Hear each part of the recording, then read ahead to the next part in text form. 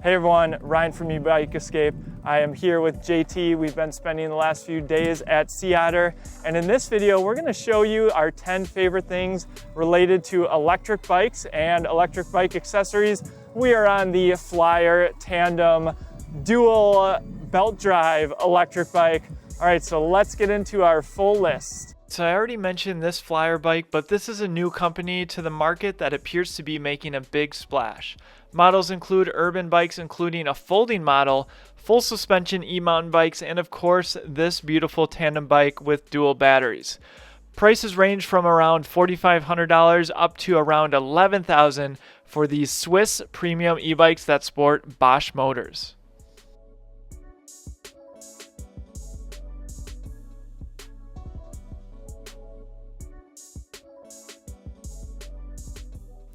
Next up, we have Hurley's new e-bikes. Yes, that Hurley. The company has a slew of new e-bikes that have launched, leveraging the big apparel name. A lot of these models might look somewhat familiar to others on the market, but it sounds like they have more up their sleeves, so we'll surely be keeping an eye out. Prices range from $1,200 to over $2,000 for their moped-style e-bike. And hey, if you buy one of these e-bikes, you might already have some clothing in your closet to match.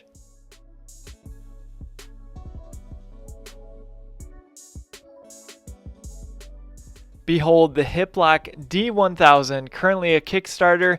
This is a lock that is aimed to be the first anti-angle grinder bike lock. According to Hiplok, it is graphene reinforced and uses ceramic composite technology. It's a sold secure diamond lock, and while there were certainly cuts in the lock, the grinder blades without a doubt were getting chewed up. I have to imagine a thief is going to move on to another target at that point. This lock will eventually retail for $345 and weighs 4 pounds, though obviously us e-bikers are less concerned about the added weight and more concerned about keeping our precious e-bikes safe.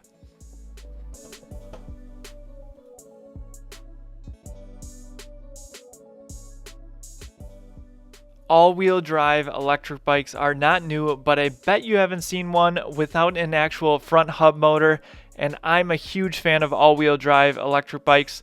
The performance is unmatched when winter in Wisconsin hits. Enter Christini all-wheel drive bicycles. It's hard to imagine all the engineering to make this bike a reality, but I'll let the video speak for itself, and you can learn more about them on their website, linked in the description below.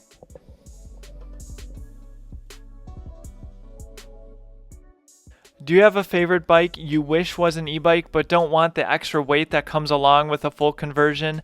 The Bimotal Elevate is a new motor and battery system that mounts near your rear disc brake. It's pretty impressive what the team has built, and it's a product that will appeal to those that just want a little bit of a boost but still want a true analog mountain bike experience at times. For now it's throttle based, but pedal sensing is in the works. Check out the link in the top right hand corner of your screen for full coverage on the Bimotal Elevate. I love electric bikes, so I get excited about a lot of different brands, but Vvolt is one that stands out.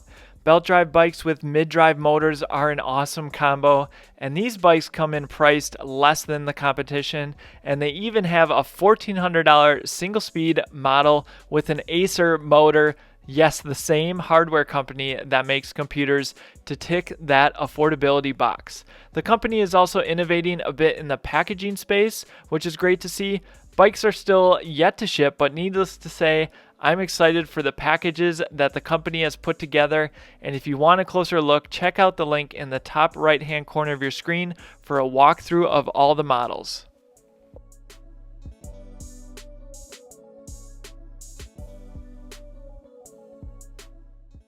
Let's face it, mid-drive bikes are not synonymous with affordability, but Gazelle, a company that has been around since 1892, is looking to attract more customers with a more budget-friendly bike. Gazelle's Medeo T9 City officially launches in early November 2021, but we were pumped to check out this $2,299 electric bike that sports a Bosch mid-drive. If you want a fully outfitted city e-bike that is well priced and comes with some top components, have a closer look at the Medeo T9 City. Again, more information linked above. And hey, maybe affordability isn't your thing. We got to see firsthand the premium Stromer electric bikes.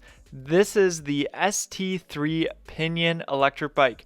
It's an incredible looking bike, one that stopped us in our tracks as we were walking around the show at Otter. You're looking at a bike that starts around 8,200 euros or about $9,500.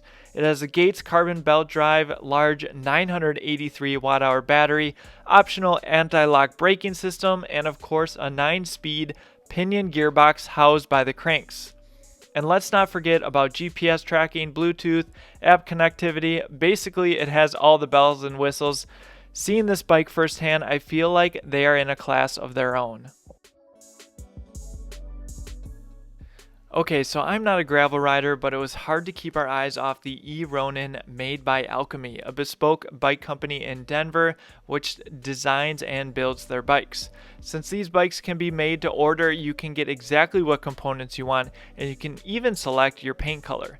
The eRonin uses Fazua's lightweight and integrated mid-mounted drive system. To the company's knowledge, the eRonin is the first American-made carbon gravel electric bike. We enjoyed seeing the Fazua motor with the battery that weighs in at 4.6 kilograms or about 10 pounds. Not bad for 250 watt hours and 60 newton meters of torque. It also disappears into the frame, making this bike look hardly like an e-bike at all. Plus, that paint job really made this bike stand out. And last but not least, we have the Specialized Tero, a bike that just launched last month. Don't get me wrong, JT and I had a blast ripping around on some full suspension e-bikes, but those were priced close to $10,000 or even more. The Specialized Turbo Tero is a hardtail and is the most affordable e-mountain bike from Specialized. It is offered in two variations, the 3.0 at $3,250 or the 5.0 shown here at $5,000. There is even a step-through frame in the 3.0, something I think we might start seeing more of in the e-mountain bike space. The Tero blurs the line a bit, being a bike that you can rip up the trails with and also take commuting or even touring if you'd like. I wish I got a bit more time on the trails with this bike, but it felt like a pretty good value, and since it's a brand new model, I thought I'd highlight it here. I hope you enjoyed this roundup and got a taste of some of the cool things happening in the e-bike space. If you did, please consider subscribing, give this video a like, and check out the links in the description to help support the channel. We appreciate all of the support. Thanks for watching, and we'll see you in the next one.